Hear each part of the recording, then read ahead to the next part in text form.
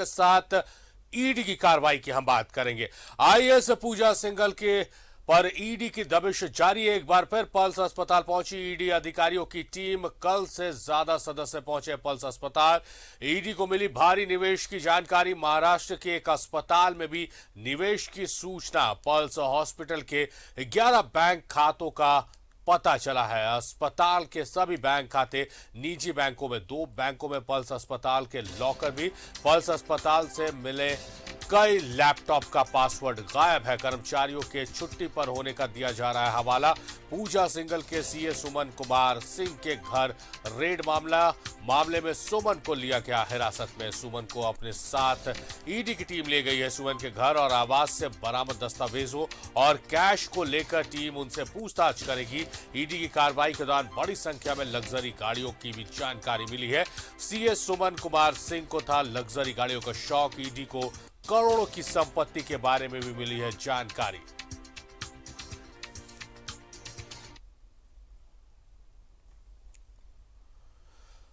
तो कल ईडी ने अपनी कार्रवाई शुरू की थी और जो कैश बरामद हुए थे उसे देख सबकी आंखें फटी की फटी रह गई थी। लेकिन दूसरे दिन जो कार्रवाई ईडी की चल रही है, इसमें कल से भी ज्यादा दस्तावेज, कैश और प्रॉपर्टी जो खरीदा है अलग अलग जगहों पर, उसकी जानकारी ईडी को मिल रही है और जल्द ही बड़ा खुलासा हो सकता है। सीधे रुक करेंगे अंजलि का, हमारे सहयोगी हमारे साथ लाइव जुड़े हुए। अंजलि, जिस तरह से कल की जो कार्रवाई हुई वो झारखंड वासियों ने, देशवासियों ने देखा और आज जो जानकारियां मिल रही है कि कई जगह निवेश किए गए हैं, मुंबई के अस्पताल में निवेश किए गए, लग्जरी गाड़ियां, पैसा, तमाम चीजों की जानकारी मिल रही है, तो लगता है कि झारखंड के अब तक का सबसे बड़ा खुलासा ये होने वाला है।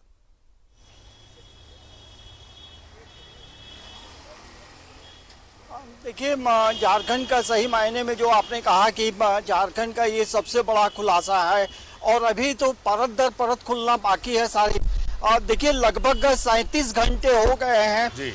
पल्स हॉस्पिटल में ईडी की टीम जो है पूरी सक्रियता के साथ, बारीकी के साथ एक एक बिंदु पे जो है नजर लगाए हुए, एक एक फाइल पे नजर लगाए हुए है।